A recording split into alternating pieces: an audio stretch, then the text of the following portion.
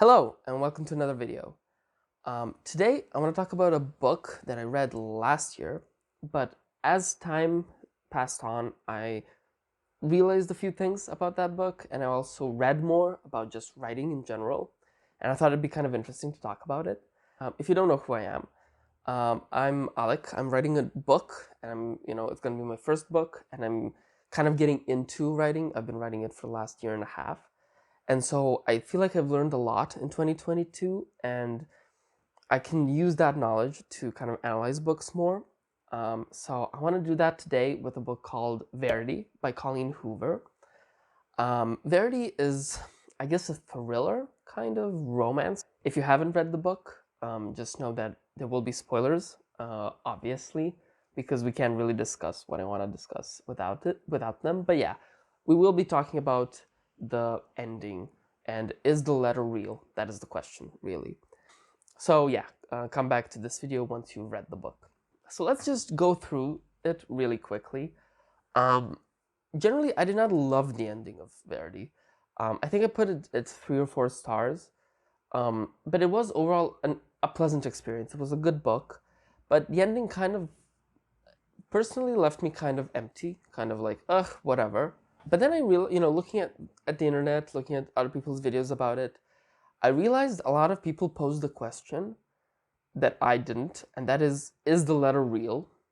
And that really at no point came to my mind. I felt very certain that the letter was real. And I still feel certain that the letter is real. And I want to talk about that. And I want to kind of give, maybe not proof, but just my hypothesis on why the letter is real. Just to quickly summarize the book, what happens is Verity writes this memoir where she claims that she killed her daughter. Her husband finds that memoir, tries to kill her, isn't successful. She is paralyzed, and our main character comes into their house to finish Verity's books. They learn that Verity isn't paralyzed anymore, and they kill her because she was so awful in this memoir that she wrote. She talked about how she hated her kids, how she tried to abort them because she was so obsessed with her husband and whatever, and all these things. But then later on, the main character, Lowen, I think it's Lowen, she finds this letter in the very ending where Verity claims that it was just a writing exercise, that she wrote that memoir as, I believe they called it a villain's journal or villainous journaling or something, which is kind of this way of, you're writing about yourself, but from a completely different perspective, from a villainous perspective. And it's just a writing exercise. And then her husband didn't understand that when he read it, and that she needs to get away from him. And basically, the ending tries to claim that Verity herself is innocent, and she just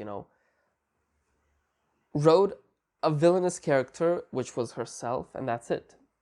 And main character poses the question of, she doesn't really pose the question, is this letter real?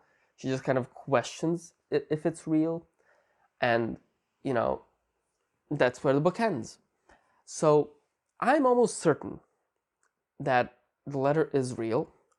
And I also think, though I'm less sure of this, that the entire question of, is the letter real, Colleen Hoover stumbled upon unintentionally. I think even she was like, okay, the letter is real. I think when she wrote it. But then, when the book blew up, when, it became a bestseller, I think it's a bestseller this year as well, and it came out like 6 years ago or something. When she saw all of that, I feel like from just a marketing perspective, she had to be like, oh, is the letter real? And I saw somewhere that she said that Verity isn't a good person. And I believe that is, her lying to us, her trying to get us off the scent of the truth. And that is that the letter is real. But, I understand why she probably never will say if the letter was or it wasn't real. It just does not make sense for her to kind of answer that question now that the book is so popular, and a big part of its popularity is, the open end, the open end. Okay, so let's get down to it. Why do I believe the letter is real? And I will answer this question in a kind of meta way by analyzing the craft of writing. But don't worry, I'm not going to get too technical. But we do need to understand just a few terms, and that is what a beat sheet is and why writers use them, and also one very popular beat that almost every beat sheet uses. Now, a beat sheet is kind of like a formula where you use that to plot out a book. Not everyone uses them, but a lot of people use them. The most famous one is Save the Cat by Blake Snyder, I believe is the name of the writer. And he was like a screenplay writer or like a movie writer, but it has been adapted for novels and for everything. And it is this general belief that these 15 beats make a good story, like that good stories follow these 15 beats. Now, you can go and look it up and look at videos about Save the Cat and all of that. I'm not going to get into it. It can get really complicated, and we can also get into a philosophy of is Save the Cat good at all? Which, I might make a video about that, but not today. What we need to understand is beat sheets and beats are used a lot in writing. A lot of writers use them. I have not seen any proof that Colleen Hoover uses them, but I believe she does, and I think she uses them really well. Okay, so we know what beat sheets are, and we understand kind of what beats are. The most important one for us, and the only one we really care about currently, is called theme stated. Now, that's in Save the Cat. Other beat sheets might name it differently, but it doesn't really matter. And if you want to, go into a complex detail about what beats are and what types of beats are there, you can Google that. But for us, it's important just to understand that there is a beat called theme stated. Now, what that beat is, it explains a scene where a writer explicitly or implicitly states, but usually explicitly, states the theme. So a character, not always the main, but sometimes the main character, states what the actual moral of the story is. It is not the premise, it isn't, anything else, but the actual point of the book. Now, this usually needs to be done really organically and really, not in your face. Stating the theme usually happens once, near the beginning of the book, and that's it. Colleen Hoover does it 3 times, and it's the same moral, it's the same point that she makes. And she does it 3 times by 3 different characters, kind of 3 different characters. That is unusual, and it also is unusual for the main character to state it, and she states it once, kind of twice. What is the moral of Verity, actually? What is the point of the story? Now, I believe the moral of the book Verity is that writers are not what they write. Now, let that sink in. Just because someone writes bad characters, that doesn't mean they're bad. That doesn't mean they're evil. And this is stated, like I said, 3 times in this story. Now, let's go over those 3 times. And also, an important question is, why is it talked about? Why is part of the book used to talk about this? Now, in the first situation, it is when the main character, so Lowen, is describing her relationship with her ex-boyfriend. And she talks about how he was in love with her writing and her characters, but he wasn't in love with her. And then that kind of made them break up at the end. Now, why would this guy is referenced once in that moment, and then he shows up once, and that's it. I think he like sends her an email at some point. That's it. He's not an important character. So why is he in the book? Why is he described? Colleen Hoover could have just said, her agent showed up and talked to her, and that's it. But no, she described that he was an ex-boyfriend, and she described why they didn't work out, which was because he believed she was her characters, and she was like her characters, and she wasn't, and they had to break up. So that's the first situation where someone not being able to separate the writer from what he or she writes it leads to something bad. Now, the second situation is with Jeremy. So that's the husband of Verity. When he talks to Lowen about why he never reads her books, he talks about it like he doesn't like seeing that side of Verity. It is because he's conflating and Verity, it's important to mention, Verity writes about the antagonist, or in the perspective of the antagonist, and that's important. So they're darker books. So Jeremy doesn't like reading them because he associates all of that with Verity. He conflates them. He doesn't separate the art from the artist, and he doesn't write it. It's a negative, And even Lowen talks about it later. How oh, he's not able to do that. Oh, that's so bad. Lowen knows the fact that he should be able to separate those things. She states it in the beginning of the book, right? And now, in the third situation, where this theme is stated, is in the very end, in the actual letter, where she talks about how it's just a character she made up. Verity talks about that. Verity talks about how, it is just a character. It is just her imagination.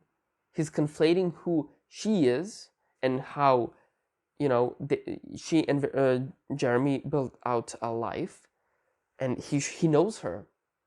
And yet he's conflating who she is with a character she wrote, even though that character is very similar to her memoir. And what happened after that, or, after she wrote that letter, they killed her. They killed an innocent woman because they weren't able to separate who she was from a piece of art she was making. Now, you can look at that and say, yeah, but it's a memoir. It looked like a memoir. It makes sense that, she wouldn't lie in a memoir. But at the same time, why would she write a memoir where she admits to a crime? It does not make sense. It totally makes sense for it to be a writing exercise. You could also ask other questions like, why did the little boy say that she told him to go over and whatever? But then you also see that, Jeremy asked her about that, about what their child was saying. So she could have just used that to write in the memoir, as inspiration to write in the memoir. And also, it isn't hard, like, he's like 5 or something. It can be very much understood that as a 5-year-old, he didn't realize they were tipping over, and she already did. And so she screamed out, hey, close your mouth, hold your breath. So I don't think that, proves that the letter isn't real. I truly believe that these 3 points in the book are the points where Colleen Hoover stated the theme. And, and you could ask yourself, why are they in the book otherwise? You could say that the letter is because of trying to keep it open-ended or whatever. You can say that the Jeremy situation can be like, oh, just Lowen and Jeremy getting to know each other. Okay, fine. But why is the first one? It doesn't make sense. And there's too many of them to be completely like, oh, it doesn't, who cares? It doesn't matter. It's stated too many times, and it has big consequences. This idea of not being able to separate the artist from the art leads to horrible things in the end. It leads to problems in their marriage, problems in Lowen's first stated relationship, and in a murder in the end. And another reason I believe that the letter is real is because, the letter is supposed to be a twist. Most of the times, a twist ending shows the truth in the end, And I truly believe that's where Colleen Hoover was going. She stated this theme multiple times, and then in the ending, that stated theme, which, she did that really well, the stating of the theme. It's not supposed to be in your face. You're not supposed to get it immediately. You're not supposed to be like, oh yeah, she said this or whatever. It's supposed to, when you think about it, that you're supposed to be like, oh yeah, that's the theme, that's the point of the story, that's the moral of the story. And she did that really well. And then the ending, the twist, is supposed to be like the truth, the actual like, oh yeah, but you weren't expecting this. I guess you could claim that it's an open-ended story, but because like the character herself doesn't accept it. But you can also just understand that she's not a great character, the main character. She's not a great person, and that she just doesn't want to admit the truth. You can interpret it in that way, you know? Like she was she allowed herself to not distinguish Verity from her writing in the writing that she liked. Or in the writing not that she liked, but that proved that she was a bad person so she can get her husband. But when the truth is stated, the truth that she wouldn't like, that she killed an innocent woman, well, then her writing doesn't matter. You know, Lowen overall is not a great person. So yeah, hopefully I kind of made my point why I think that the letter is real. But what do you think? Do you disagree? If Verity is just an awful person and you believe that, why would she write about her crime? And also, why would Colleen Hoover spend so much time describing Lowen's last relationship? Is it just to establish Lowen as kind of like a single woman? Like, I feel like that could have been done without talking about, you know, why they broke up and why this actual person. She could have just said, oh, I haven't been in a relationship in a while, and that's it. But, you know, she took her time to state this 3 times. And, you know, why is that in the book if the letter isn't real? And also, I want to make this claim. The book is just much better if the letter is real.